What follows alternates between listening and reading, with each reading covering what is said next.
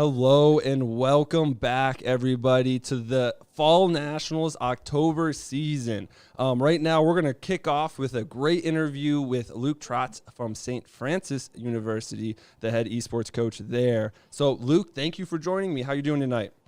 Hey, I'm doing well. Thank you for having us. Real excited to be a part of it.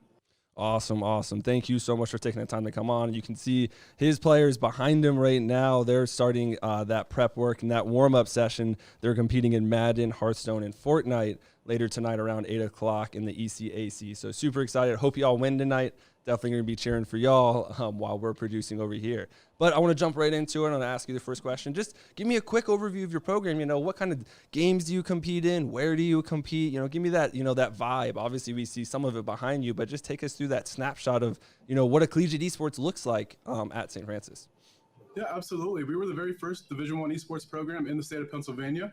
We're also currently the only program in the Western PA region with our own esports facility. So this is a dedicated facility for esports. Only esports takes place back here. It's not like a computer lab or anything. So our students can be in here from noon to 11 p.m. every day to practice or compete. We have Fortnite, FIFA, Hearthstone, League of Legends, Overwatch, Rocket League, Smash Ultimate, and I can't think of the last one off the top of my head. Yeah. 8 game titles. So there's a lot going on in here today. Sorry. And we have about 2 teams in every game title. So we field a few different teams throughout the evenings. And then in the arena here, we have 18 PCs, 2 Nintendo Switches, overhead monitors, as you see. Right now, we got some League of Legends Worlds going on above us for to watch those competitions. And then the big cornerstone of our arena for the experience for the students is that we have a dedicated gig of internet. So we wanted to make sure that connectivity and it was flawless for the students. Awesome. Love to hear it. Love to see that dedicated support, right? Because that's so important, right? Providing the students with the resources so they can excel, especially as they progress their collegiate career. But kind of going to my next question is, how would you say esports prepares students for a number of different careers? Obviously, the next step for all of your students and players is going into the workforce, right? Maybe whether that's playing professionally or just working in the esports general or another general field as well. So kind of take me through, your opinion on how how esports kind of helps them develop those very job prevalent skills as they progress into the workforce. Yeah, absolutely. So just like traditional sports, these students are developing communication, teamwork, leadership, patience, discipline, all within the game, those soft skills that we get through these types of experiences. And the benefit of esports is you're also getting a lot of technical skills. These students have to organize the matches, organize the leagues on their own, make sure their opponents are game ready at the set day and time of the competitions. They have to organize each other's schedules to have practice and navigate the competitions. So a lot of that day-to-day managerial experience that most people have in their workforce, regardless of what profession you're in, is the type of technical skills that these students are building, along with opportunities to enhance programs, such as our new website that we have here for our program, redflash.gg, where we have students writing match stories for us, doing summaries, statistics, and even photography and shoutcasting right through that website. So we're developing a lot of those technical skills in addition to those soft skills that you learn through traditional sports.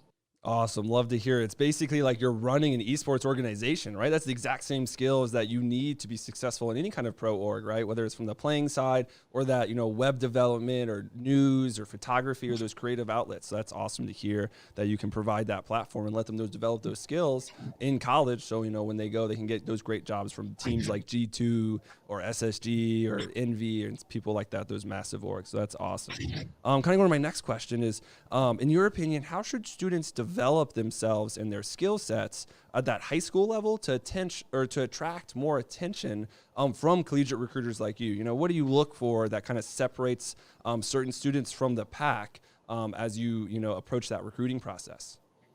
Yeah, absolutely. The first thing that we tell students is that it's just not about your ranking online.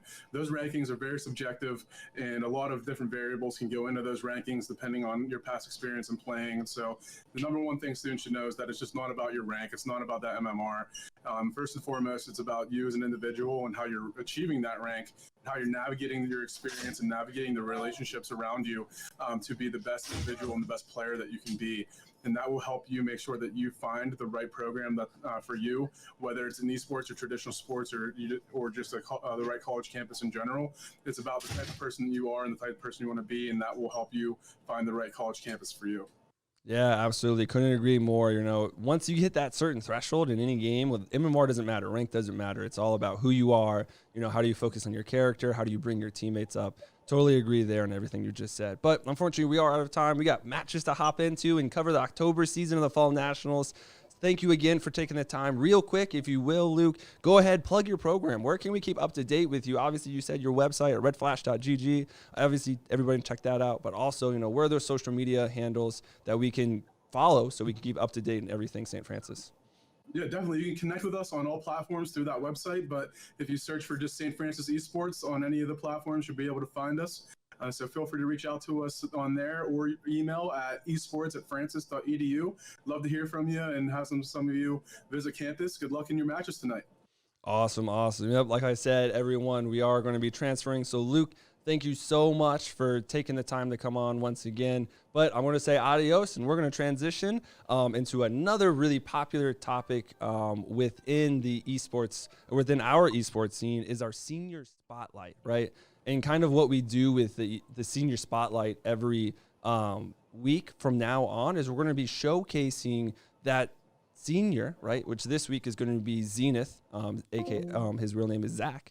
But he is on Team Pikachu, and he's one of my players from last season and continuing to play tonight. And you'll see this graphic pop up shortly on the screen to really showcase him. And he's an absolutely great player, right? He manages other teams. He's always active and trying to advance his esports skills. You know, he always reaches out to me and his other teammates of like, hey, look at this Photoshop kind of art that I just did. What can I improve, right? What can I try to do and tweak a little bit? So he's always looking for those outlets to improve on, which is really great because like we were just talking about with Luke, it's so important to separate yourself from the pack, right? And Zenith kind of really encapsulates that, which is awesome to see and obviously very successful on that note, placing top 4 with Team Pikachu and his 2 teammates, SBC and Coxie. Shout out to them as well. 2 of my other players on Team Pikachu. Great squad over there. They placed 4th last season in September, and they're in Division A, the highest tier of play for this season. So I'm super excited to, you know, really provide that platform for them as they continue to compete, and hopefully we can get that top 4 spot again. You know, no bias, maybe a little, but congrats Zenith on being the senior spotlight of this week. And now we're going to go to a short intermission. This is all the time you get from me. We're going to be our 2 casters tonight for Rocket League, who know the game a little bit better than I do, is Box Turtle and Bearlight. They're standing next to me just off frame, ready to go. So we're going to go load into a match for our first matchup, which is going to be Team Pikachu with Zenith, SPC, and Coxie versus Team Mewtwo. Kicking off shortly here in about 5 minutes. So don't go anywhere. We're going to switch out to casters real fast and get us into that first match.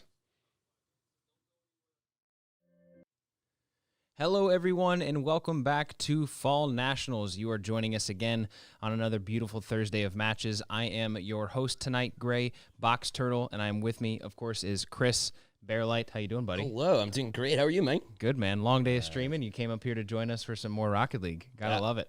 But we are happy to have you here tonight. This is the first initial match night of our October season, a league specifically built for high school Rocket League players, getting them ready to gear up for the collegiate experience and the opportunity to play at the collegiate level. And we have doubled in team size and in player base from the September season. And with that comes, of course, an increased level of competitiveness. And we are super excited to provide you these matches tonight. I know Bearlight's looking forward to it. I am as well. But Bearlight, I mean, what do you think we can expect from this new level of player we have? It's been crazy to see all the talent come in to this program, and it's awesome to see. I mean, we doubled in numbers, but the skill level has gone right up with it. We see a lot of players that are borderline pro now, which is crazy to see. So a lot of good prospects coming through, and a lot of great individuals too. I was able to talk with some some of these kids coming through in high school. I have the ability to coach 4 of the teams as well. So talking to these guys, very, very nice individuals, very solid. So I'm really excited to see not only how they develop on the field, but also how they develop, as individuals, trying to make it into the college life, whether it be for Rocket League or something else. So I'm really excited to see these games tonight. No, you're totally right. I completely agree. So much of what we've done so far is every team has a coach, right? So in each of our 4 divisions, every team is assigned a coach to help them build cohesion and leadership and teamwork and chemistry, but also to help develop those intangible skills, right? These are some great kids that we're working with so far, and I'm excited for this October season moving into November. But last season, of course, we did have 4 teams qualify. So this means that for the October season, we are looking for, again, another 4 teams to qualify for that final December bracket at the end. It will be a 12-team double elimination bracket at the end of the 3-season series. And for that, of course, we are heading into October for our next 4 teams to qualify for that contest. So I'm super excited. But without further ado, let's get you into our first matchup of the night. We are going to be seeing Mewtwo versus Pikachu, 2 iconic Pokemon, and these should turn out to be 2 iconic teams in this specific circumstance. But Mewtwo is, of course, an incredibly talented team. This is a brand new roster for us, and Pikachu is obviously returning. They were one of the top 4 teams to qualify from last season. These are 2 teams inside of our A division. But let's take you over to the roster for Mewtwo, and let's take a look at that and what exactly that will look like for us. So, of course, we are joined by Cryptic, Adam, and, of course, we're going to the game, it looks like. Okay, well, we will cover the rosters for you at the break, but these players are super eager. Yeah. They're ready to get this Rocket League action on, and we are underway now. As we'll see Zenith try to get a 50 here in the middle. It's a cross where Coxie's going to try to get a touch on it. Here's SBC up in the air. He's able to get a 50 back down, and Zenith trying to find SBC now. One of the things that we noticed about this Mewtwo team is they come together and don't have much experience together. We know that their MMRs might be a little bit higher than this Pikachu squad, but the thing is they haven't had a lot of time to practice, and we know that Pikachu, that team has actually played together last month, I believe. They got 4th place in the Fall Nationals for September. Yeah, no, you're totally right. This Pikachu side has had some time to build some chemistry and some teamwork around each other. They know how each other plays at this point. There is no question of what they can do as a collective threesome. This Mewtwo side, as you said, though, this is a brand new side, right? So this is a team that is going to be working to build that chemistry from the get-go and work on some of those things. But this Mewtwo side does have some incredible talent. All of these players are above 2K. And on this Mewtwo side, as we see him go up for the aerial, is Adam. A player who has been inside of a few teams for the RLCS-X regional splits. So we are seeing some incredible talent here tonight in these matchups, and I'm super excited for what we have in store. There's a chance for Mewtwo. It's a cross through the box and out. They're not able to connect on this one, but they keep the pressure on. Here's Adam. Speaking of which, and he's going to try to put it across, but SBC right there on the back wall. Now Zenith able to collect. Some help from a teammate, but a bit of a double commit. It's off the crossbar. The follow-up chance is going to go, and Adam takes the 1-0 lead for Mewtwo. Excellent awareness there. We see Cryptic is going to take that shot just off the top of the crossbar. Defender does take out a rotation. SPC is looking to challenge that, but Adam is going to punish that into the top right corner. Excellent job to get things rolling. It's going to take them a little bit more time as, again, remember, these are a best-of-3 series for league play in the round robin. So good to get it off to that early start, because in a best-of-3 series, you definitely have to get the ball rolling quickly, try to figure out your team quickly, and I'm not sure how much practice this Mewtwo team has had together, but they looked pretty strong so far. Yeah, so far, I mean, it seems even pressure. I don't think there's a lot to differentiate between the possession numbers on either side of the ball or for either team, but so far they have taken advantage of some chances, as we see Adam is going to get a demo there at midfield to gain possession back. But so far from what we've seen, this Mewtwo side is incredibly quick, as we see that second goal fall as Cryptic sinks the shot in just before halftime into the lower right part of the net. SBC had no choice but to jump out to that 50, and the ball comes right across to the middle, and that rotational play from Mewtwo is what comes up big for them as they take the 2-0 lead. As we approach halftime of this game number 1, clear advantage. Here's the kickoff, and SBC up for this one. Gonna try to beat Osgod, but he's up in the air, able to get a touch now. Zenith with a flick, but really no intended target there. So now Cryptic is going to put the gas on and get a 50 and make it 3-0. That happened so quickly. I mean, I didn't expect it. I know for sure the defender did not expect that pinch right there in that lower left corner. But Cryptic is going to sink that third goal to make this a 3-0 lead in Game 1. This Mewtwo side, despite their lack of cohesion and teamwork and practice already, is showing exactly how quick they are off the bat. Yeah, been stellar so far.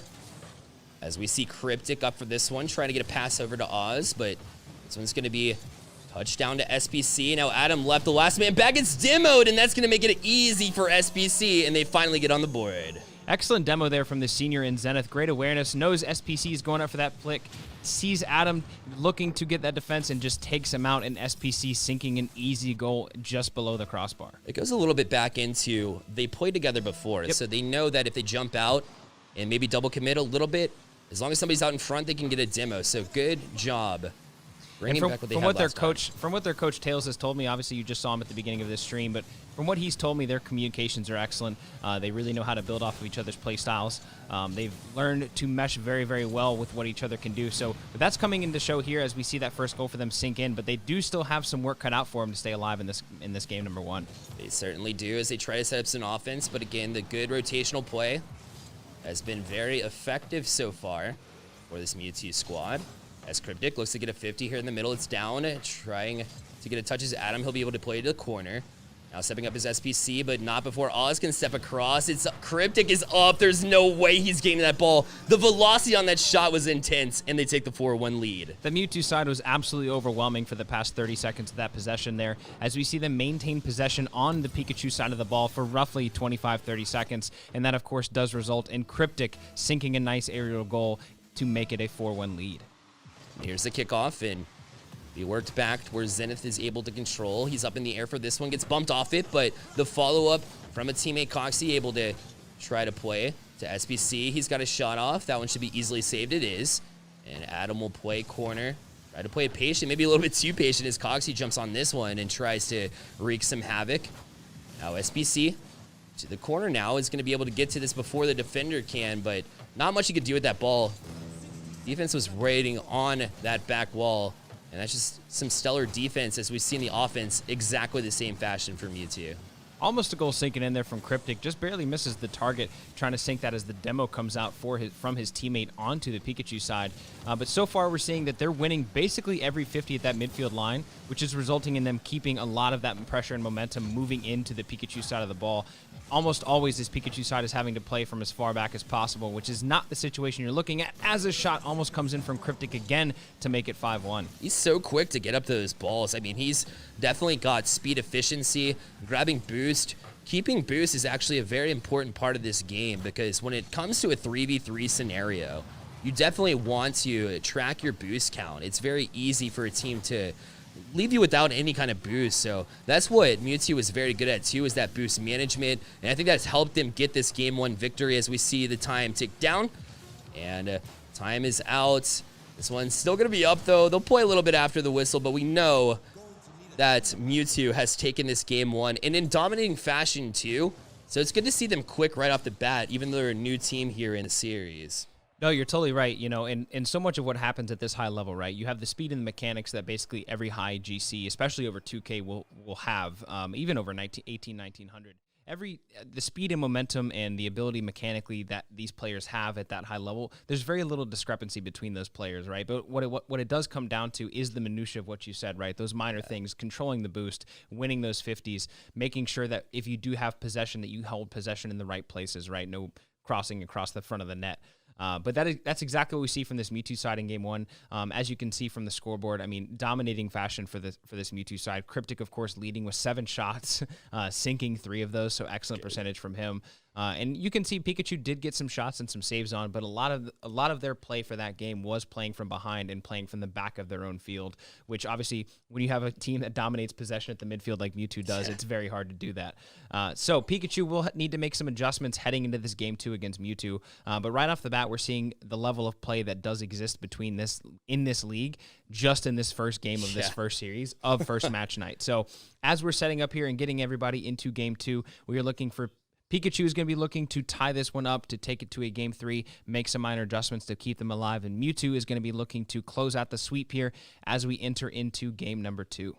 Yeah, it'll be up to Pikachu to try to make some adjustments. When you know that the team that you're up against is a little bit quicker than you are, it's sometimes a good idea to play out of your defensive zone.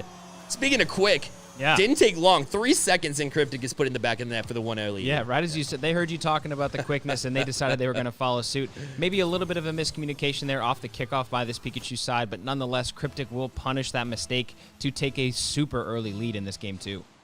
Definitely. And what I was getting at is Pikachu needs to make some adjustments. If you're going to play a majority of the game on your side, what you need to look for now is some transitional play. See if you can get a counterattack going because they beat you so many times. As a 1-on-0 develops, but a friendly bounce for Pikachu, but they're not out of harm yet. A good pass from Adam. But an even better defensive stance from Pikachu. That was nuts. Oh my goodness. Excellent awareness there from Adam. I mean, absolutely unreal pass coming off the top of that right-hand corner. I'm not exactly sure how he was able to pull that off, but he did. Teammate wasn't quite able to finish it up. But as we see, this Mewtwo pressure stays almost entirely on this Pikachu side of the ball. Pikachu will need to make some adjustments as Cryptic is up, not quite able to sink it as that ball is cleared away. And now it'll be Zenith stepping up on this one. Does get a pass across the Coxie, but he's not able to finish. And you have to take those opportunities when they're available. You have to connect, and they weren't able to there. Up in the air now is Cryptic as he's going to try to get a double touch, but it's SPC jumping on this one. And he'll boost right back down to the ground to try to settle, but didn't have as much time as he thought. So now it'll be Pikachu trying to press out. There's Adam, going to leave it for Cryptic. A shot on, and holy snipe. Cryptic. Who is Cryptic? My goodness. We're finding out a lot about him. He's got a nasty shot. Great job to snipe that top shelf. Zenith not able to get back 2-0 for Mewtwo. Yeah, that's, I mean, immensely impressive showing from Cryptic in these two games. That's already 5 goals between those two games and at least 12 shots at this point. But incredible performance from him as he goes up for another one to try and sink that in. Doesn't quite get the 50 to go his way. But this Mewtwo side is showing right off the gate in game night number 1 for the October season exactly what they're bringing to the table, and it is a lot. They have just shown what they're all about, and it's not just one end either. You don't see them get offensive focused. Now, you do see the onslaught of pressure, but you do see whenever Pikachu does have a chance, their defensive rotations are sound. So, good solid play here as it'll be Pikachu trying to settle this off, but Cryptic able to get a touch. Not as much as he wanted to, though, so Adam playing it back in. He'll go up for this one, but good job from Zenith to be on the back wall to grab that defensive chance. 3 minutes left in this one. 2-0 for Mewtwo in game number 2. If you're just joining us, they did take game 1 as well. Mewtwo looking to finish off this best-of-3 series, and they're in a good position to do so. No, you're definitely right. You know, and this Mewtwo side is continuously rotating very much quicker than this Pikachu side, which is, of course, leading to dominating a lot of this offensive and defensive pressure on both sides of the field for this Mewtwo side. We're not seeing a lot of terrible things from Pikachu. They seem to be more so overwhelmed, maybe even unprepared for the exact level of competition that they were going to be facing tonight. But nonetheless, this Mewtwo side looks like they are heading towards a sweep. Unless Pikachu sinks one there, Zenith not quite able to get that shot past Adam as we see some signs of life coming from this Pikachu side. Yeah, and another shot, but that one goes high again. And Pikachu, again, another shot. They're just not able to take advantage of the opportunities that Mewtwo has been given them. I mean, when the breakdown is there, you have to take advantage. They just haven't been so far, and that's been the story of the series so far. You're totally right. You know, in this Pikachu side, as we've seen, like you just said, they're putting shots on, right? This Mewtwo side, unfortunately, they are putting better shots on. It's not necessarily quality, it's not quantity, it's quality in this circumstance. Absolutely. As we see some nasty looking play for the in double air. touch. There it is. Zenith with a beautiful goal. Great job to control after we saw some mechanics in the air from Cryptic. Zenith says, wait, hold up. I got some of that. He pulls him back within 1 with a minute 49 remaining. Yeah, Zenith, our player of interest here for our senior spotlight. This senior coming in clutch for his team there to keep them alive in this game too. Just a 1-goal deficit as we close in on the final 90 seconds of this matchup. Still plenty of time. We're seeing this Pikachu side does have some signs of life and the ability to make some things happen. Now it's just time for them to do it one more time to stay alive in this matchup. For this one is Zenith, that senior, as you had mentioned, with some good defense as well. Now, they'll decide who goes for this one. Zenith will call off a teammate and try to play it in, but no teammate available here, so Oz is able to get a touch, but not out. A chance, a bump comes through, but nothing doing for Pikachu yet again. So have to backtrack, and nobody back. The rotation breaks down for Pikachu. not exactly what they needed here with the minute 14 remaining. Yeah, that third player flies in for that aerial there as both other members for Pikachu are inside of the blue net. Not exactly the contest that you're looking for, unless, of course, it ends in a goal, but as we see, it does not, and that will lead to a 2-goal deficit for Pikachu here. As the kickoff develops here, and it'll be Cryptic up for this one quickly. Not going to be able to get that double touch and a good play on the back wall, knowing that a teammate was coming through for Mewtwo. So Pikachu now out, a good touch. Zenith trying to adjust to that one, almost got it. Great passing play there from Pikachu. We see that a little signs of that chemistry showing there as we see the pass up from SPC to Zenith, looking for that redirect. Doesn't quite able to connect on it, but as we see, another shot comes in for the goal, and it is Coxie off of the pass from SPC to make this, again, a 1-goal game with just 45 seconds remaining. Still plenty of time for this Pikachu side to make a difference and some adjustments here to stay alive in this matchup as we see Coxie is able to finish that off. They definitely have made those adjustments, too. You can see it. They want it. They don't want to go home right away. They want to play to this game 3. It's very clear, but they have to be careful off those kickoffs, as we've seen a multitude of goals come through from Mewtwo off those kickoffs.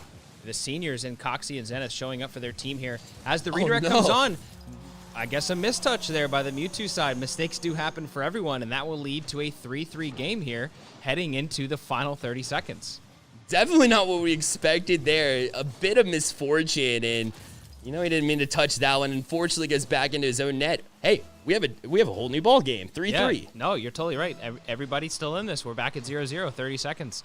It's essentially golden goal at this point. As that shot does fly on just off the top of the crossbar, SPC able to clear it. And we see another unfortunate play by the Pikachu side here. SPC with an excellent clearance there as that ball was clearly going in. Coxie not quite able to beat Adam to that as it is pinched off of the crossbar back into SPC, who's just sitting there minding his own business, and that will be the 4th goal. That's not exactly the goal that you're looking for in this clutch moment here, but let's see how they respond to exactly that circumstance. Yeah, they have 24 seconds left to push now.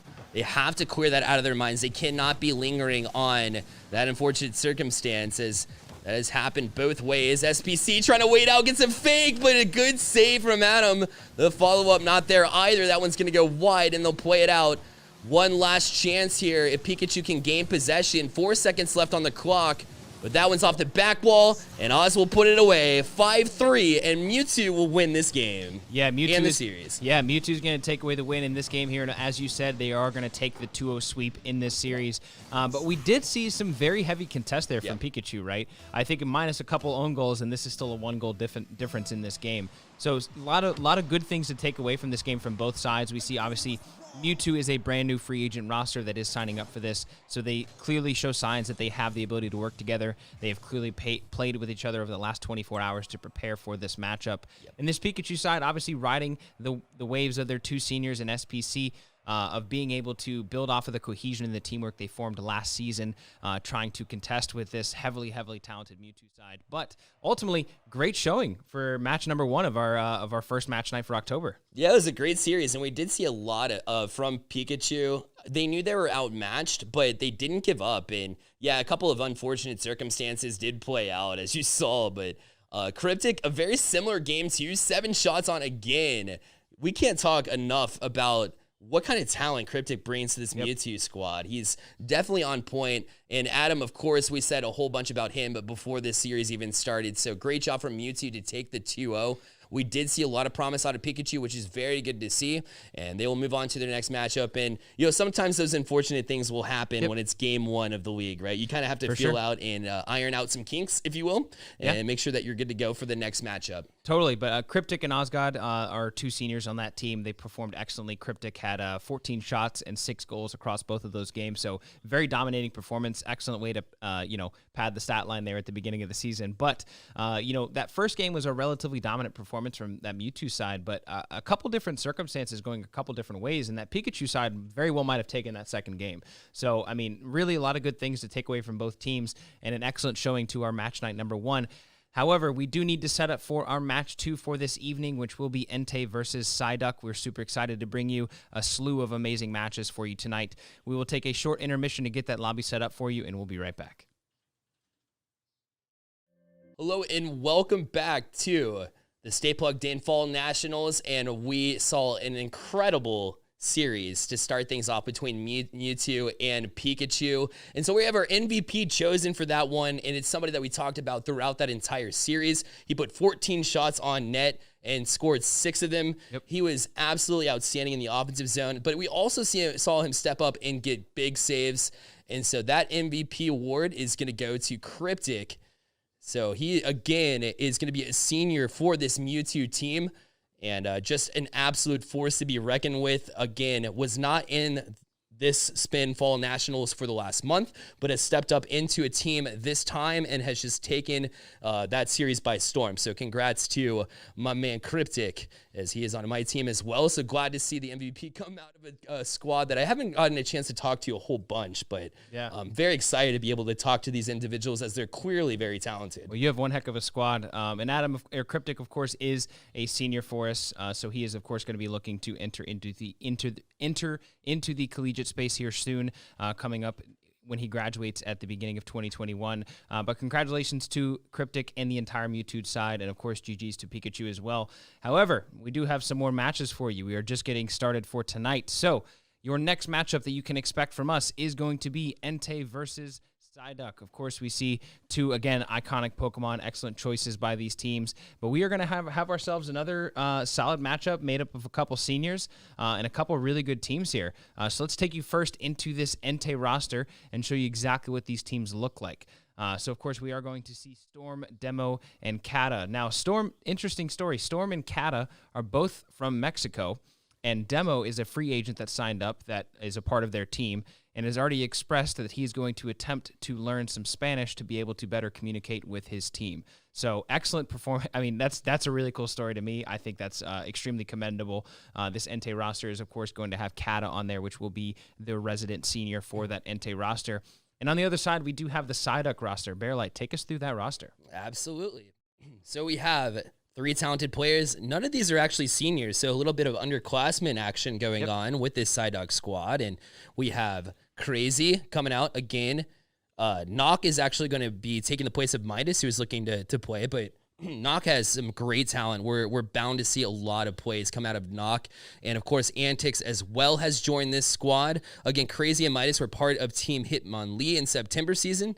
And they got 7th place, so they're looking to build on that and see if they can move into things coming up. But, again, this should be a great matchup nonetheless. No, you're totally right. But we are ready to get you kicked off here with our second matchup of the night. Again, everything is a best-of-3 series. If you are just joining us, you can expect more of this every Thursday for the month of October, leading up to a final bracket at the end of the month, which, of course, we are super excited for. This is the beginning of a round-robin play.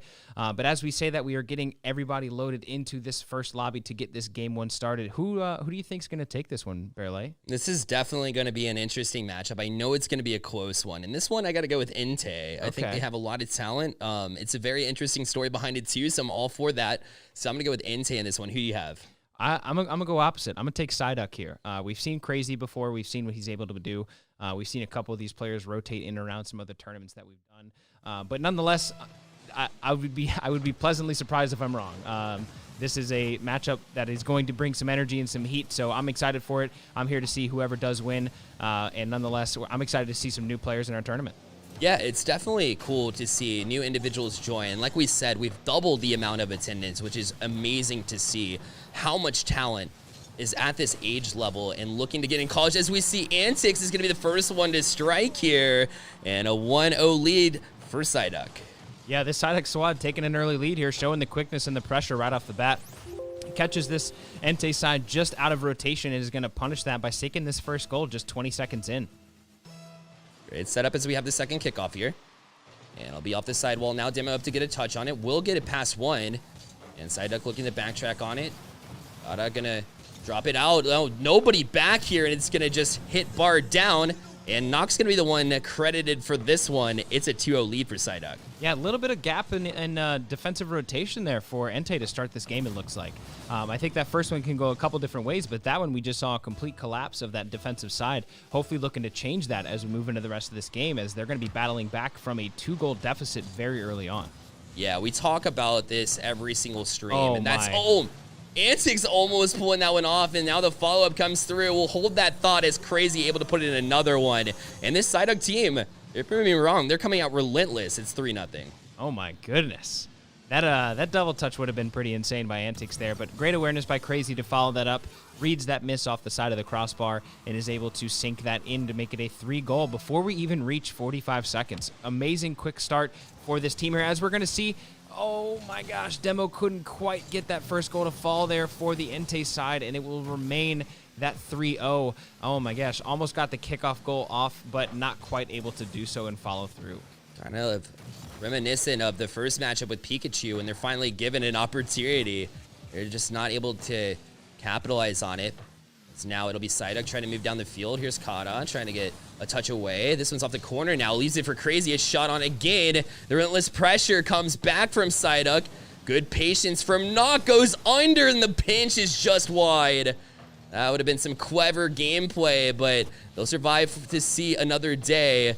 Entei, though, kind of scramble mode in the defensive side of things. Yeah, it looked like Teammate was coming in there to get a touch on that ground pinch, maybe increase that speed into that lower left corner. May have just pushed that a tad bit to the left. Nonetheless, an excellent attempt at that shot from Knock. As we see an attempt at a flip reset come out from Knock again, not quite able to do so as Crazy is going to reset this ball as the pressure does come on back into that midfield.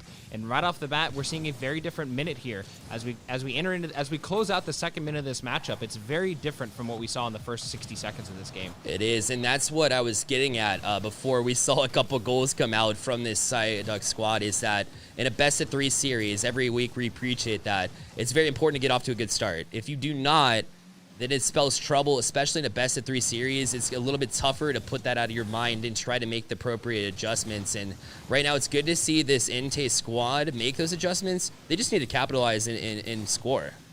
No, you're definitely right. They need to follow through with a couple of the chances they've been given. We've seen them miss a couple wide-open goals so far.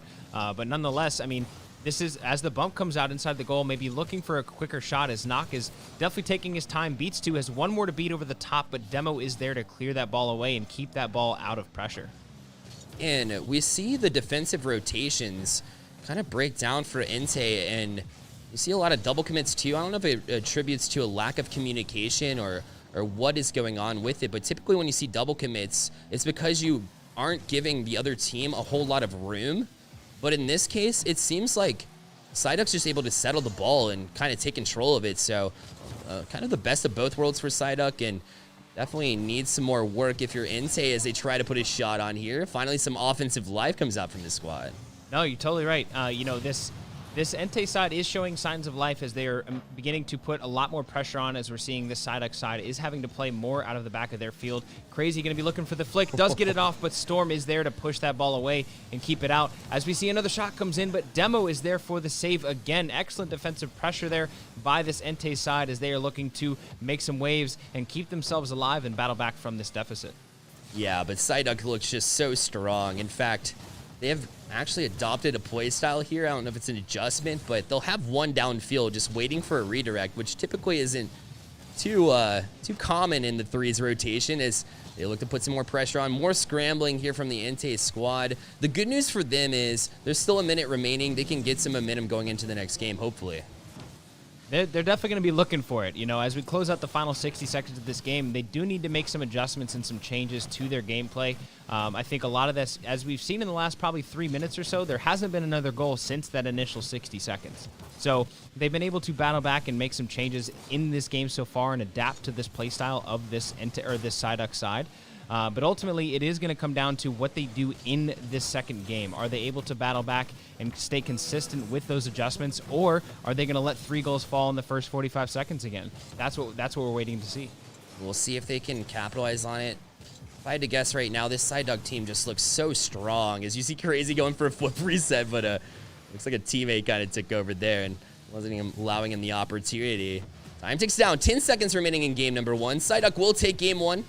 And they'll look to build off of it and try to get the 2-0 and move on to their second game. But again, they did not score in the last, like you mentioned, 3-4 minutes there. Yep. So a good job to kind of clean things up a little bit on the defensive end. They still looked a little bit panicky from Entei, but again, they just have to go back to the drawing board, see if they can get some plays off. a lot of it's contributed to their defensive rotations. There's a lot of double commits. If they can just play to a teammate, find a passing play to escape the zone, I think they'll have a little bit more success. But I think this Psyduck team is just on a tear right now. They look strong. Yeah, no, absolutely. And as you can see, I mean, basically identical stat lines. Everybody with a goal, everybody with a save, everybody with an assist, and everybody with a couple shots. Yeah. And that's exactly what you want to see at the high level, right? You want to see a nice, well-balanced stat line from everybody on your team. Make sure that everybody on the team is contributing at an equal level to the team's success, which is exactly what we've seen from this Psyduck side so far. Which honestly I did not expect. We saw Crazy and Midas, two of the players on this Psyduck side already. Midas, of course, being the sub for this evening and is out. But we've seen them play last season on a prior team. And so you would imagine that entering in with a different squad, with a different roster where half the team does change, that they would need to build some of that teamwork and that chemistry off the start. But as we've seen, they're playing off of each other perfectly. They are making all the adjustments that they need to make off of each other, and they are making some pretty incredible plays happen. They are, and this goes back to what we've been saying for a very long time here at Stay Plugged In, and that's find time to practice with your teammates. It definitely goes a long way. See if you can schedule time to get together, and obviously we don't want to interrupt any schoolwork going on, but it's definitely very important to just get together, find a time, schedule a practice, and make sure everybody's present, because that does go a long way in getting that chemistry going and getting off on the right foot, whether or not you have your previous roster or not. No, yeah, absolutely right. And, that's one thing that when you do enter in the collegiate level and even up further into the pro level, is that regiment and that schedule and that practice does need to remain consistent, and it does need to be prioritized, right? It's not going to necessarily be something that takes the place of something else in your life, whether that be family or school, but it is going to be something that you do need to prioritize and make the time for if you do want to see overarching success within your team, which is, of course, something that we do have our coaches for, right? All of us are coaches, myself, Bearlight, our staff. We have a team of coaches from different universities across the board that are helping these players learn these different intangibles that will prepare them for what the college environment is like, but from a practice standpoint. But that being said, we are entering into this game number 2 of this matchup, Entei versus Mewtwo, ready to see exactly what changes this Entei side can make, or if Psyduck is going to be able to close out the sweep. You also got a fresh server too, so if you go down 3-0 in the first matchup, you got to change something, right? Maybe the server will be the good luck from Entei as a shot comes out. I mean, usually when I lose in Rocket League, I blame it on the servers. So that's usually my go-to. 100%. But, hey, can't knock Epic. They've done a good job with this game recently. They have. Regardless, back to the gameplay. 30 seconds in here. A chance is Crazy. We'll try to drop it down in front. But Demo able to get a save for now. And then finally some help comes through from his teammate. Here's Storm from the back wall. Up for it already, and so quickly as Antics trying to get that double touch.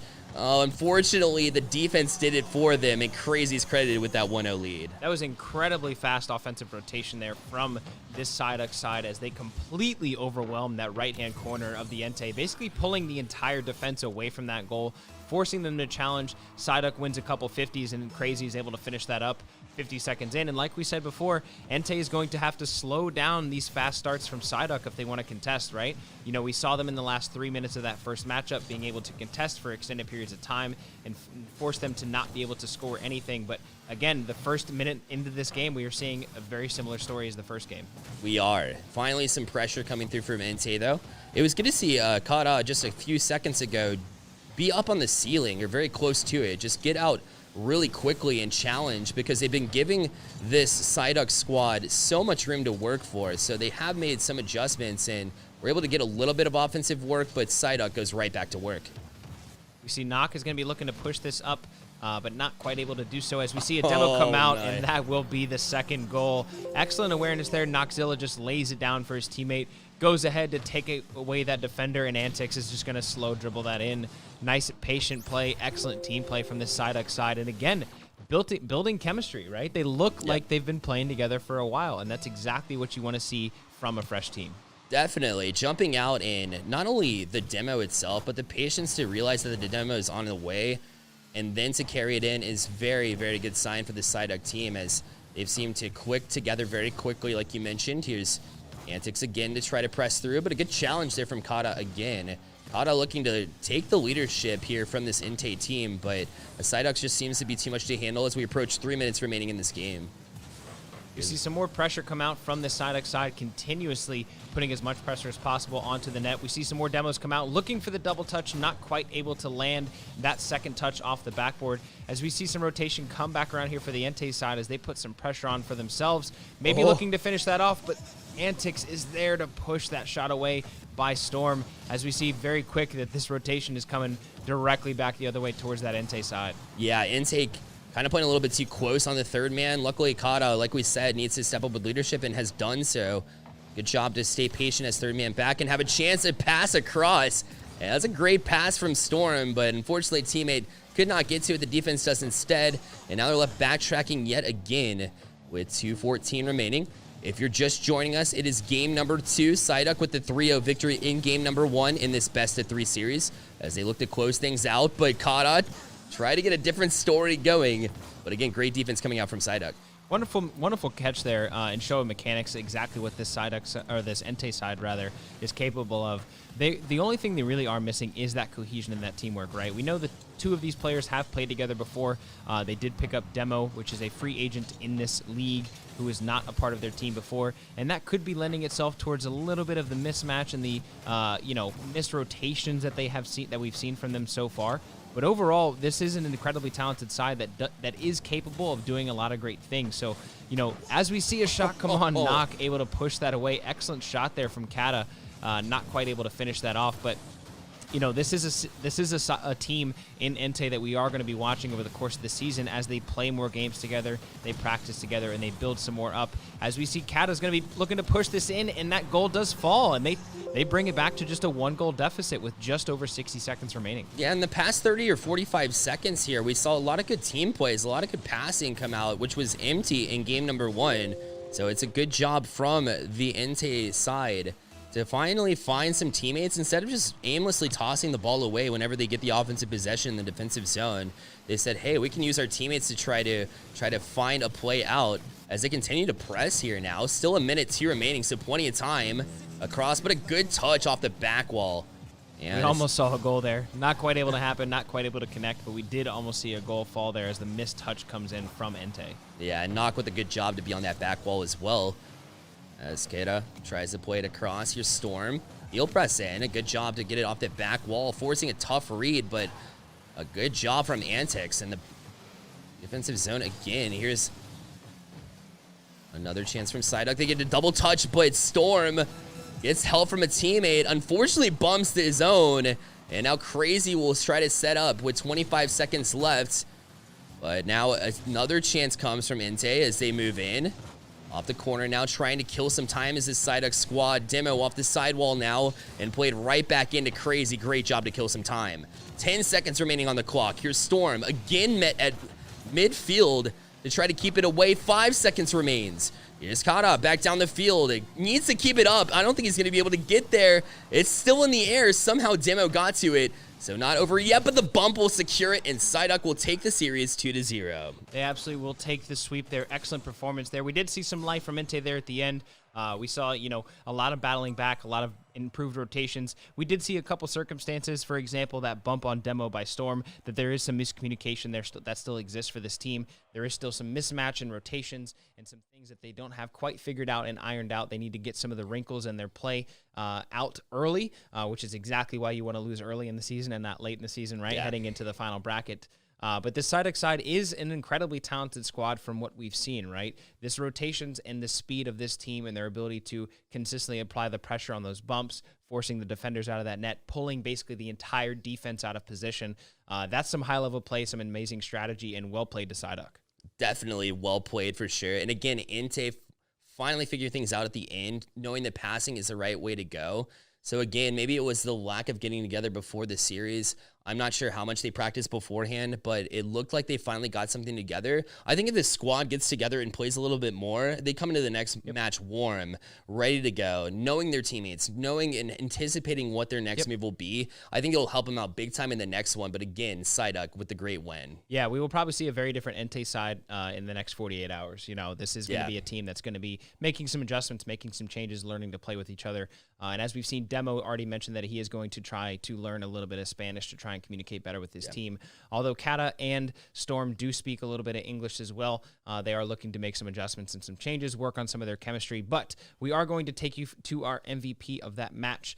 For this Psyduck squad, it is going to be none other than Crazy himself. Crazy is, of course, one of our seniors for this matchup. Oh, no, excuse me. Crazy is graduating 2023. I take it all back. But Crazy did have 36 goals in last season's contest, an incredible player. And as we've seen from the last this past series where they did sweep Entei, that Crazy has the ability to score from pretty much every angle and every circumstance. So congratulations to Crazy. We look forward to watching the rest of that Psyduck squad as we move throughout the rest of the season.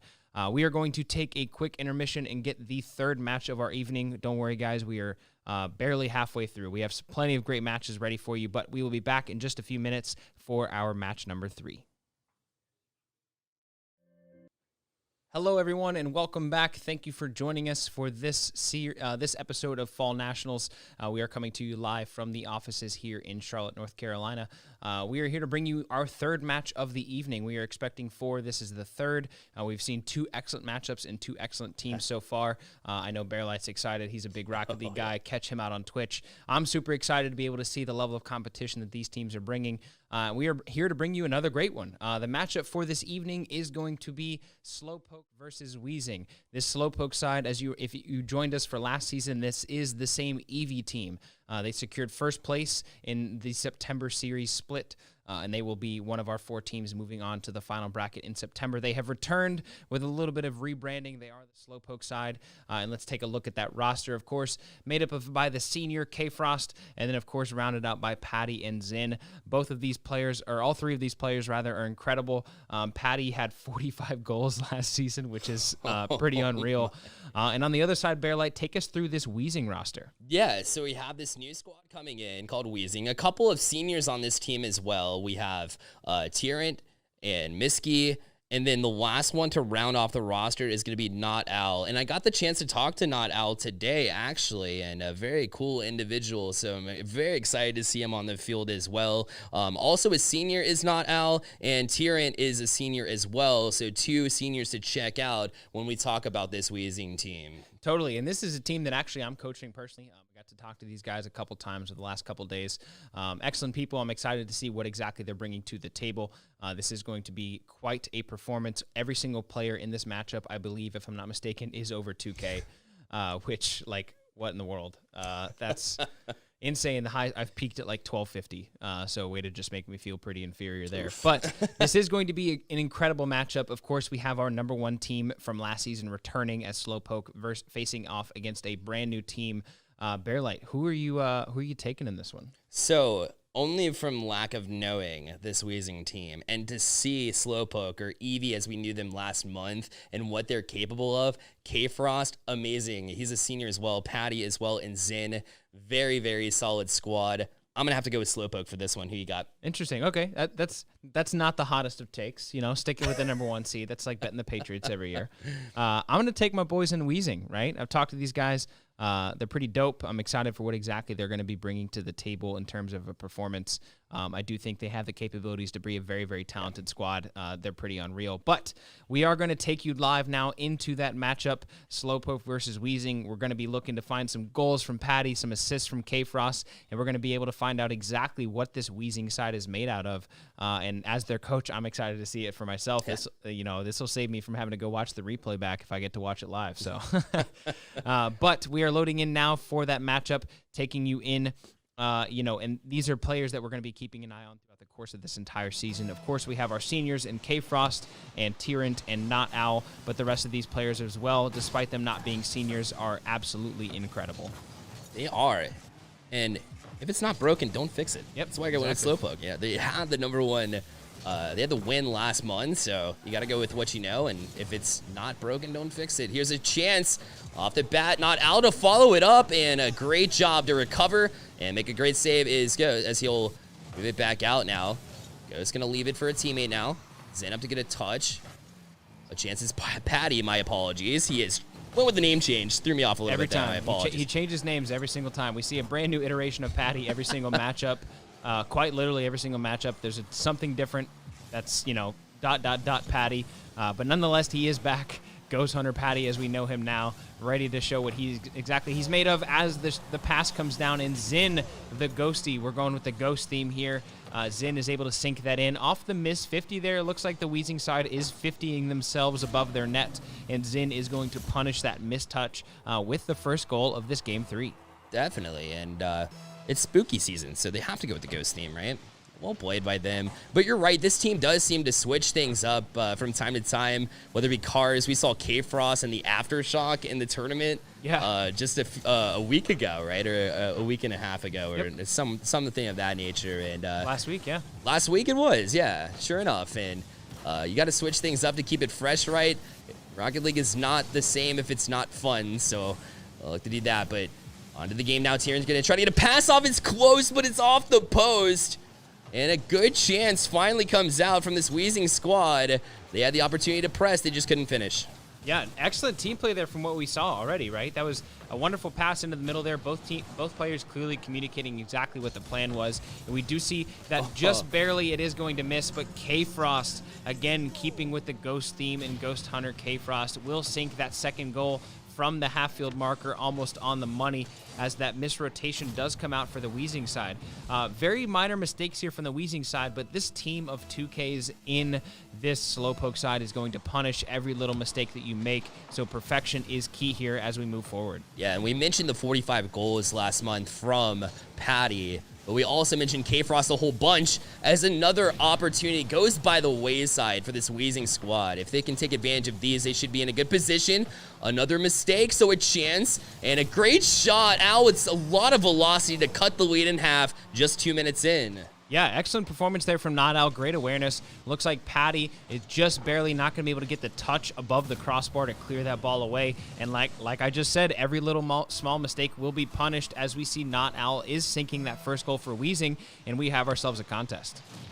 Certainly do, as kickoff will favor. This squad is shot on from Miski, but a great job from K-Frost to play defensively as well, as K-Frost is a two-way player, able to make plays on both sides of the ball, as Patty is more offensive focused, but also shows up when needed in the defense, as is needed. A chance here, and he's going to sneak it in. K-Frost with another goal, 3-1, and just some spotty defense again from Weezing.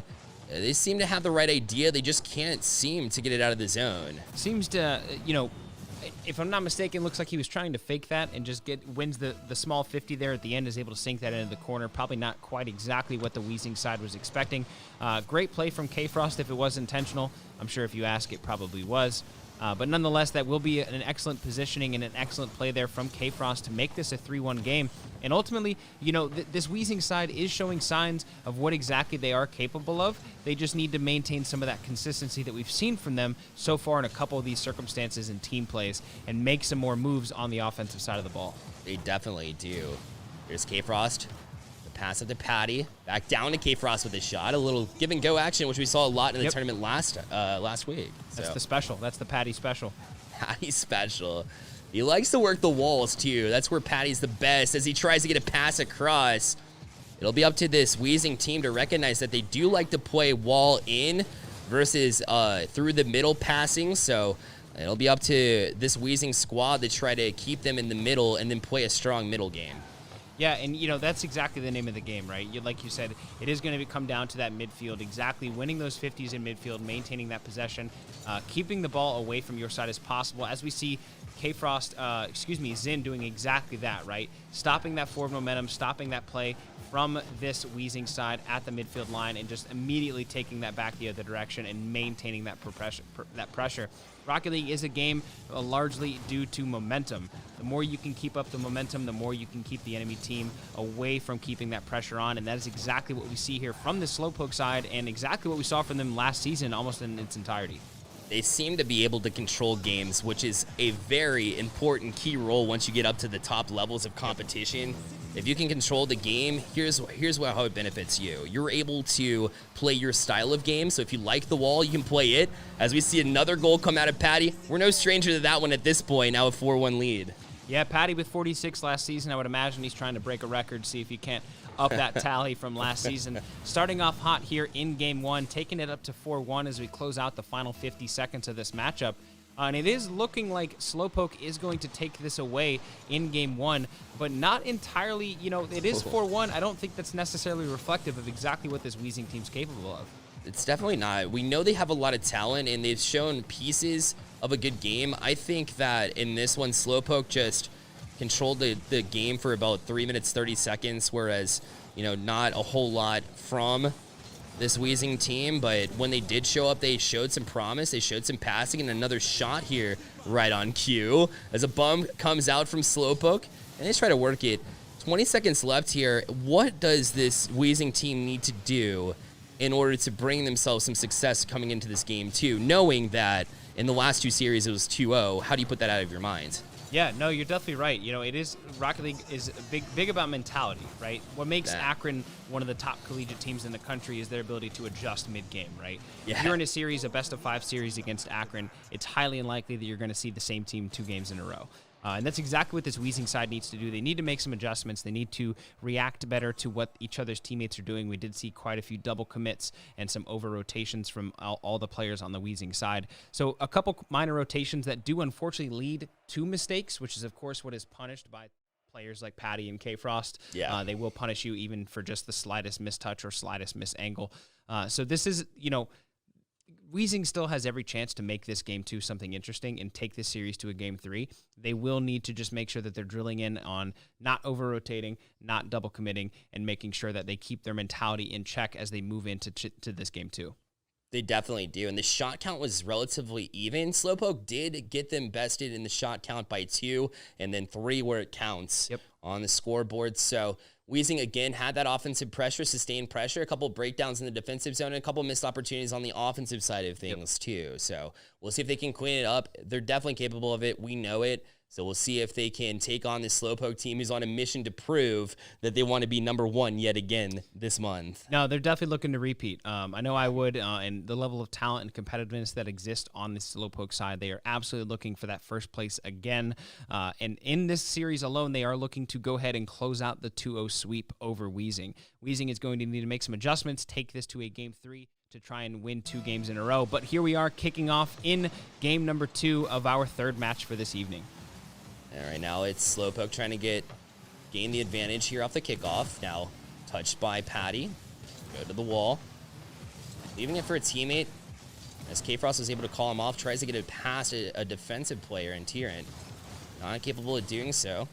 Now back in the zone of Slowpoke as they try to put it across. Not the best touch, though, and Al is going to nail that every single time.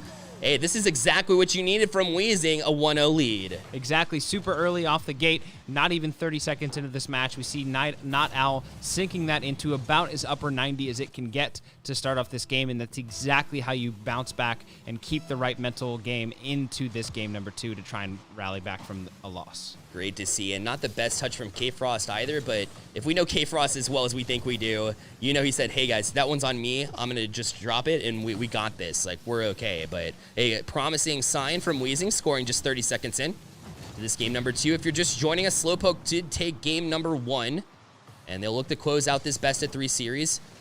But again, a strong start here from Weezing as they'll take control. Now, K-Frost with a touch will try to find a teammate. Will do. Patty steps across in order to make that happen. But a good clear. And it'll force Zen with a backwards touch. And in it was Tyrant, but not able to get that finish. And now because of that, Slowpoke right out of the zone. They strike out of the defensive zone so quickly. We'll see if they can develop something here. Yeah, already you're seeing a very different Weezing side from last game, right? They're maintaining a lot of boost. They're keeping a lot of pressure, looking for some team plays and some pinches, and maintaining a lot of offensive pressure here. We have not seen this side on the and Patty able to clear that ball away out of the shot from Tyrant. As another one comes in, but not quite able to finish that, as Zin is able to push that away. This is a very different side, as I was saying, from what we saw in the last 2 games. They are forcing Slowpoke into a lot of circumstances they were not in that first game, which is making them uncomfortable and keeping that pressure on their side of the ball. So excellent job by them. They just need to maintain this for another 3 minutes. And they do it. 3 minutes is a long time in Rocket League, especially 3v3s, but They'll look to try to press. The last thing you want to do as this Weezing squad is sit back on your heels and try to play a defensive game. You want to try to continue to press and make it awkward for this Slowpoke team. As a great pass from K-Frost finds Patty, but they're not able to get a shot off, so Zen will step up on it here. Off the ceiling now, we'll try to get a touch across. A good pass, but again, goes just wide, as it wasn't placed exactly where their teammate needed. And a bit of a bump from Slowpoke, but a good job from Patty to recognize it, step up, and kill some time so their defense can get back. A pass to Zen. It's back down. A shot. Are you kidding me? Slowpoke with an amazing goal to tie things at 1. Patty, absolutely unreal positioning there. Zen with the excellent shot down. Every team member for this Slowpoke side getting involved. I mean, K-Frost putting that up, Zen able to push that ball back down, and Patty punishing that shot into the top of the net.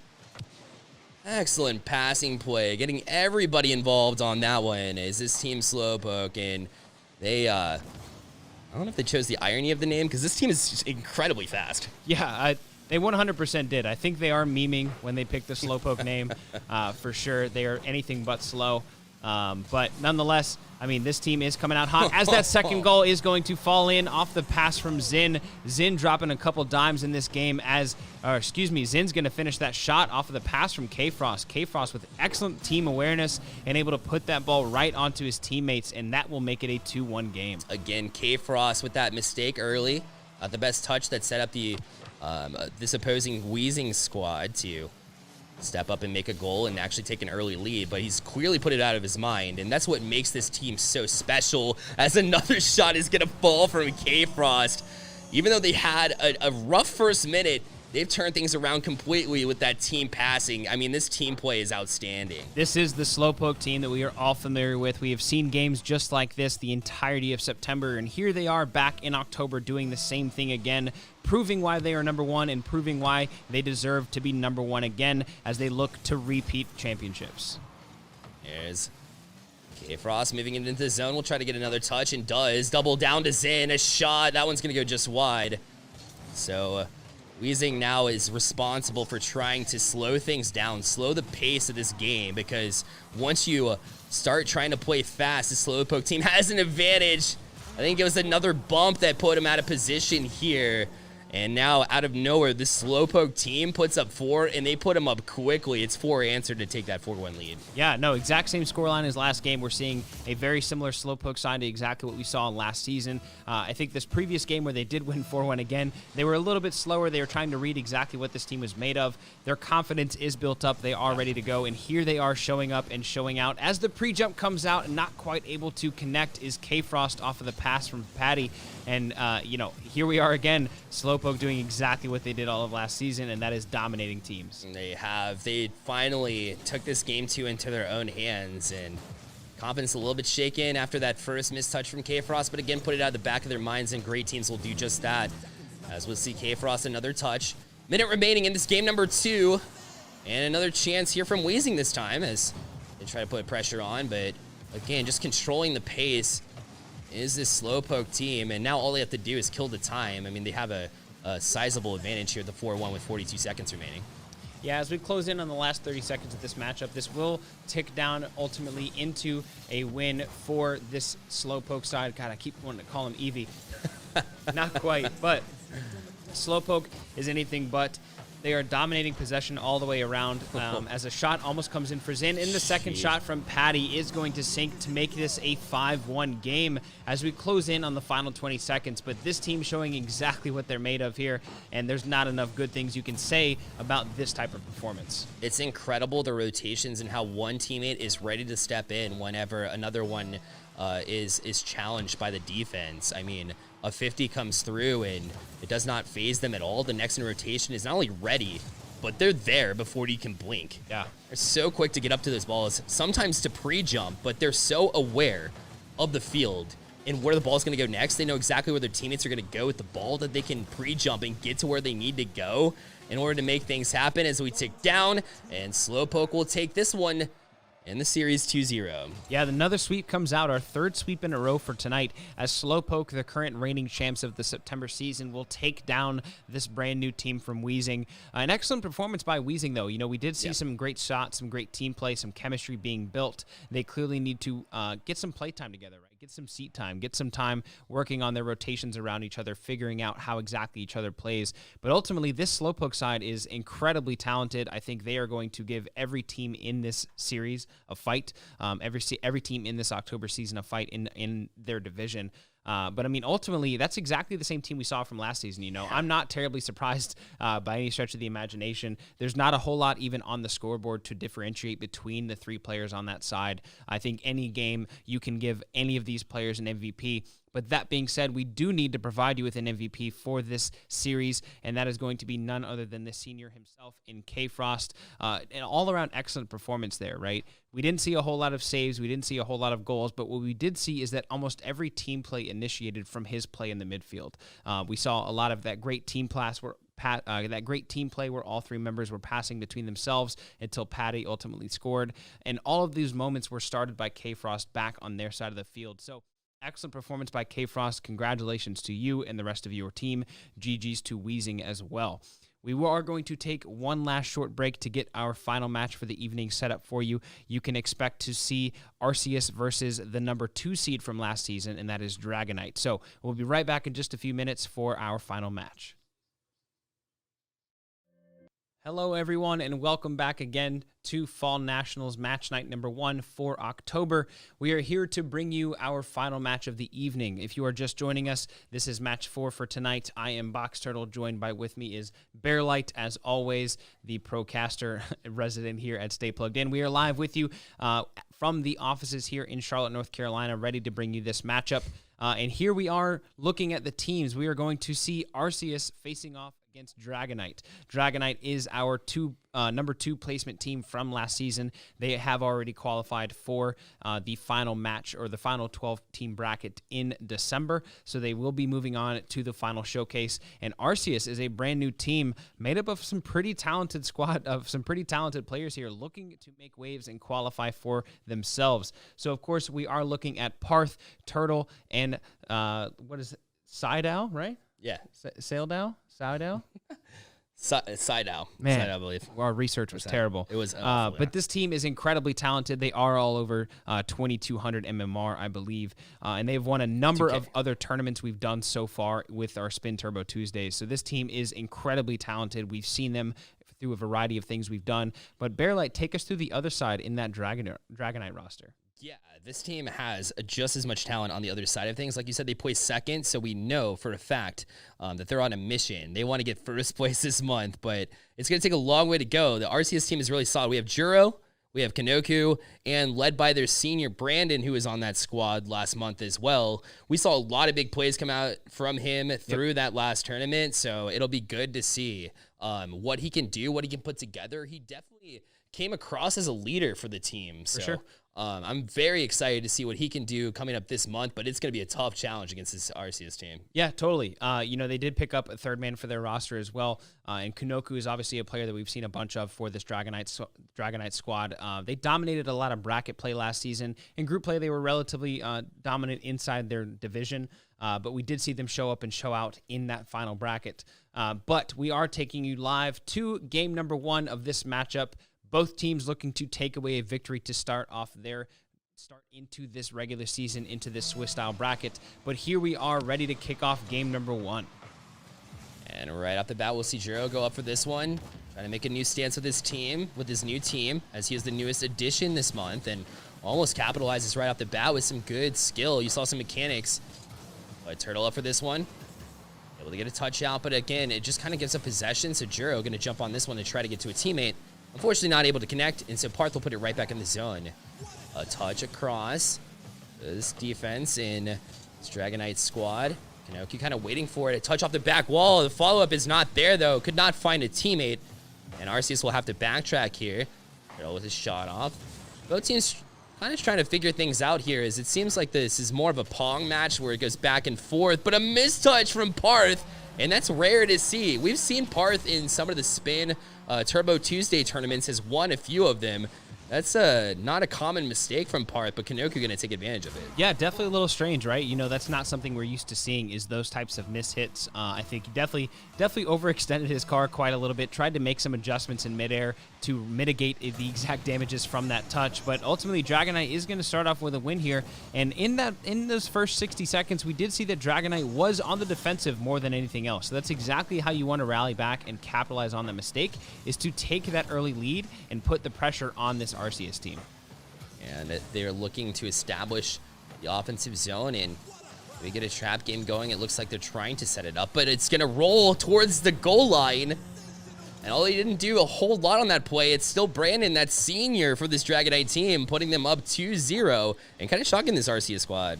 Yeah, no, right off the bat, Brandon and Kunoku sinking a couple goals apiece. I mean, this is something that, you know, I wasn't expecting to see this quick, but this is kind of the story for the evening, right? But whatever team is going to win is going to start off the night relatively hot. So obviously this Arceus side is going to be making some minor adjustments to make sure that that doesn't happen to them as well and they don't get swept. But it is starting off not exactly how you want from this Arceus team. Not exactly how they drew it up, but again, Rocket League is a game of all about adjustments. You had mentioned Akron does such a good job in the collegiate scene with CRL and adjusting to the teams as need be. They're not always the best team, as Turtle almost snipes there. But again, going back to that idea, Akron not always the best team. Kanoku, his second goal of the game. It's 3-0 here. It's not even 2 minutes in. Look at this catch and just redirects that off the nose of his car past the defense. Not quite anything that Parth could do to save that. Excellent touch there by Parth, and like you said, that will take it to 3-0 early as we close in on the final 3 minutes here, but this is a relatively dominant performance from this Dragonite side. I'm sure something to do with this does have the fact that, you know, this is a team that has played together before, right? They played together the entirety of last season. They are familiar with each other's play styles, especially in Kunoku and Brandon. They know exactly how to play off of each other, and that's clearly showing in this matchup so far, as both of them are scoring goals for their team. But this Arceus side does have an incredible amount of talent themselves to be able to make some changes and make some waves here in this game. Hopefully in this game one before it forces them into a game two already being down. Yeah, now this game one is by no means over yet, but I think this might be our 2-1 matchup of the night. Finally, we'll even a 2-1 because you're right. I mean, we talk about Dragonite like they're not the favorites, right? Like they're the underdogs here. But like you said, they played second place last month. So yeah, totally. I mean, another team to sleep on, right? And Arceus is trying to figure out their connections too, their chemistry, as this might be a goal, but a great defense from, guess who? It's Brandon yet again showing up on the defensive side of things. Yeah, we see Saladao getting that bump on the defender. Turtle able to put that shot on to keep that in, but Brandon, again, like you said, just constantly being in every spot necessary to make the proper adjustments and make the proper moves here, and that's exactly what we saw as a missed touch does come out from Brandon as we're saying that. Right on cue. He was listening to us talk, and that will be the first goal to sink as Parth sinks it there for Arceus. But yeah, like you said, you know, this is the number 2 team from last season. So this team does have every capability to maintain that number 2 spot, if not push for a top 1 finish in this tournament. But right off the bat, we're seeing exactly why that is, and that is because they do have the ability to play off of each other so well. Their rotations are so clean, and that mistake from Brandon is a rarity, which is exactly what you want from a team at a high level. I mean, it'll be crazy if Arceus is able to put together the kind of chemistry that this Dragonite team has, because they are incredibly talented. So chemistry is just about everything. Obviously, you need a high level of play, but you're absolutely right. It goes back to that as Saladin not able to get a touch at all, so Parth going to have to step up on it. They'll get the next touch, but again, not the one they want, as Kanoku just waiting for it, but misses that touch. It'll force Brandon over to make a save with basically no sweat. And the Dragonite team pushes out again. Here's Brandon. It's a flick off, going to try to get another touch, but good defense here from this Arceus squad. Another touchdown, so it'll be Turtle with the next touch, and that one's just going to be rolling back towards the goal. Parth is not going to take any chances, puts this one in, and it'll pull Arceus back within 1. Yeah, this is already looking like a very different game, you know. the first 2 minutes or so of this game had a very clear evidence of Dragonite being just the dominant squad we remember from September, but ever since then, we're seeing the very different squad roll out here as Arceus is starting to make some moves happen and make something happen with their team play. As Brandon goes for the double touch, and oh my gosh, Parth with the save to save that away. Excellent shot there. Gets that double touch from basically 3/4 field. Parth, excellent positioning and play there to be able to save that away, and we are seeing Arceus is something to be reckoned with.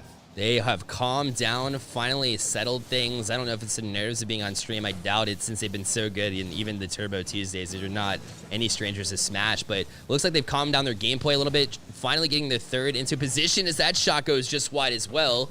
Held off the sidewall now. Turtle will get a shot far side, but a great save from Juro to keep it out. Yeah, excellent play there. You know, that is something that we did see a lot from Dragonite's side, right? Dragonite was not necessarily the team that was going to put up 7, 8, 9 goals on you throughout the course of the regular season, but they were the team that they made sure that you scored one goal or less. That is their claim to fame. Their defensive positioning is incredible. Arceus looking to get the shot off here, but Juro is able to push that ball away. Ball is still up in the air. That will touch the ground, and Dragonite will take game one.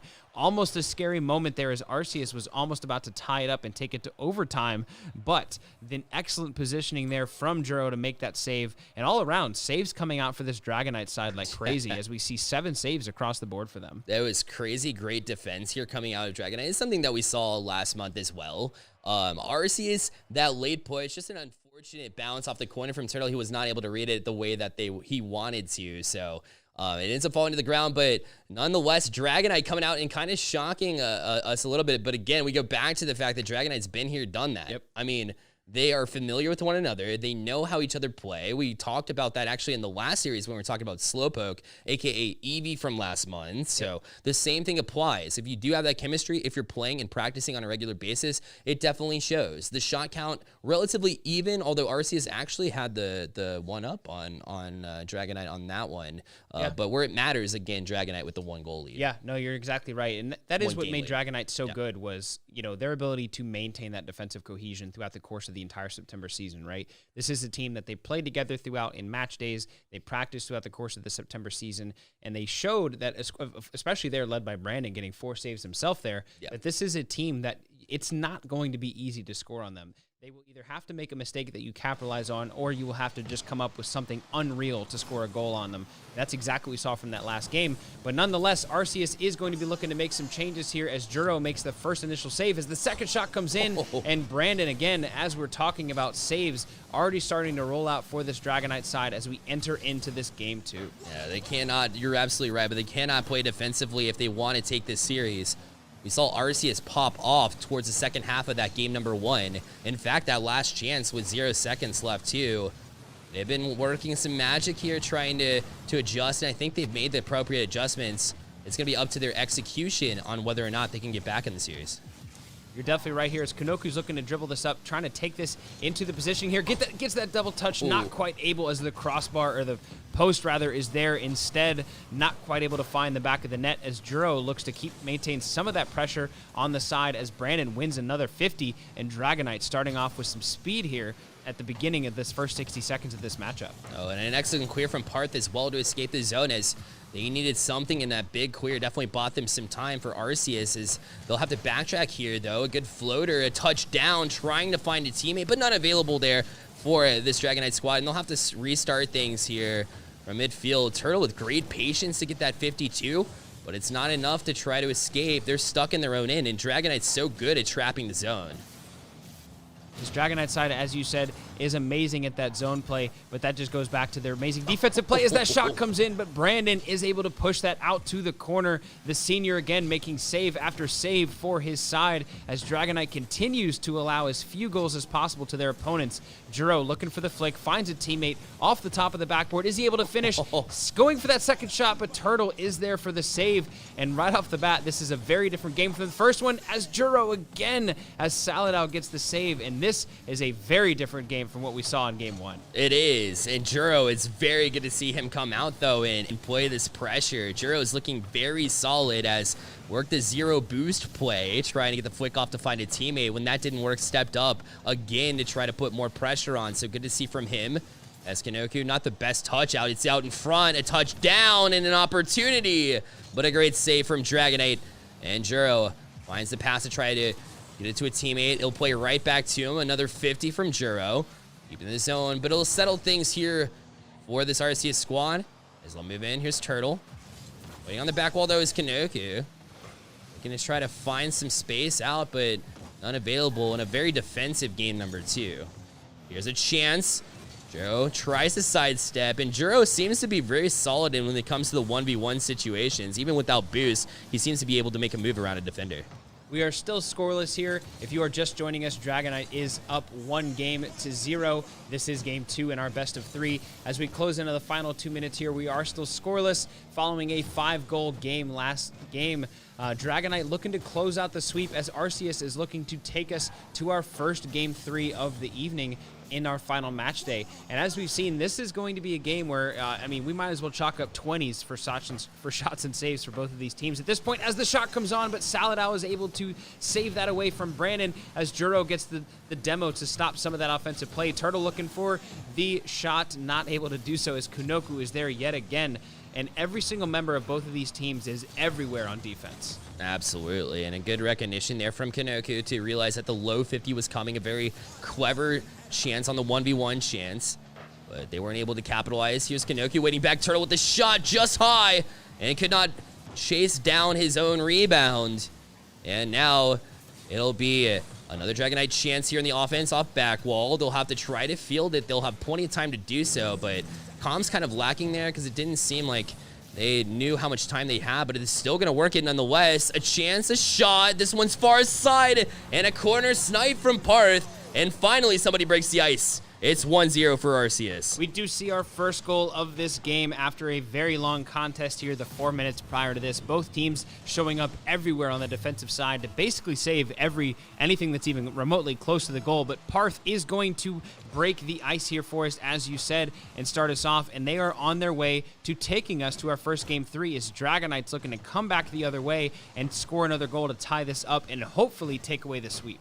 They'll try to do so, but those backwards touches are not going to help, especially when a teammate's not back to assist. But a good demo from Juro to realize that they were in trouble, and that demo was huge to free up some space, and now they'll work some offense. A chance across. It's through the box and out as Parth able to step over. They'll beam it back down the field. Kanoku could not get that bump, so now they're in trouble. A chance across, but again, no teammate there for this Arceus squad. So Dragonite will live to see another 12 seconds. Cello with a great touch, killing some more time, putting it to the corner. Here comes Juro trying to keep it up and put some offensive pressure on. Parth getting beat here. Here's a chance. It's going to go over the corner. Good read to make sure it's not down, but no teammate to assist and could not get to that jump. And like you said, we're on to our first game 3 of the night. Absolutely. Arceus with an excellent performance there, finally able to break the steel wall that is that Dragonite defense as we see saves and shots coming out across the board for both of these teams. I mean, basically an even scoreline. Nothing really to differentiate between these two sides already. But this has been an excellent performance here from these two teams. Brandon, our senior, the only senior in this matchup, of course, leading his Dragonite side to an excellent defensive performance. But, I mean, there's so much to dissect here in terms of that performance. I mean, the rotations, the defense, the offense, the way in which these two teams are playing together. It's very obvious that, this Dragonite side, as we know, has played together before. Yeah. But this Arceus side, as we know, is a team that has played together in some open tournaments, some other tournaments we've done, and they are also very familiar with each other, and that is very evident in how they play out of their backfield, how they maintain their defensive positioning, and moreover, how they rotate. They're so quick. They're a quick team for sure. It kind of reminds us a little bit of the Slowpoke team. So reminiscent of that one too. It's going to be an exciting game 3. There's no doubt about it. Both games were very tight. Yep. We'll see them go back to work. A lot of offense, a lot of defense, but it just seems like a chess match, one after another. They're trying to find a way to break through, and we'll see what develops here as we put 5 minutes on the clock, and game 3 is underway. As right now it'll be Arceus with the first control, but a good 50 in the midfield. This Dragonite team, they try to go back into what helped them find success in game number 1, and that was that trapping zone of the offense. They weren't able to trap this Arceus team in game number 2. No, they weren't quite able to do that. You know, it was individual saves. As we say that, Brandon coming out of nowhere. How do you read that?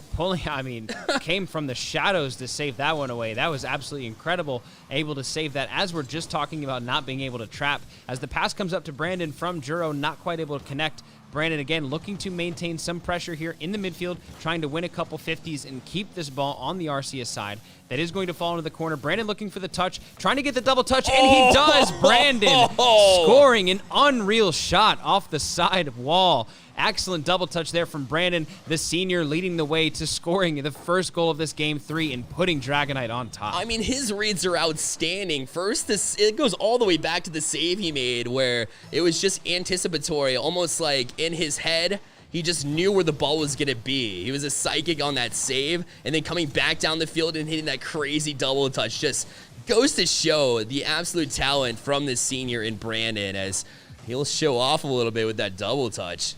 Yeah, this is a player that is going to be looking at collegiate space very soon. As that second goal falls for Kunoku, some missed touches there from the Arceus side, getting a little caught up in their corner there. Saladao and Turtle not quite able to make the touches they needed, and Kunoku is going to punish that mistake.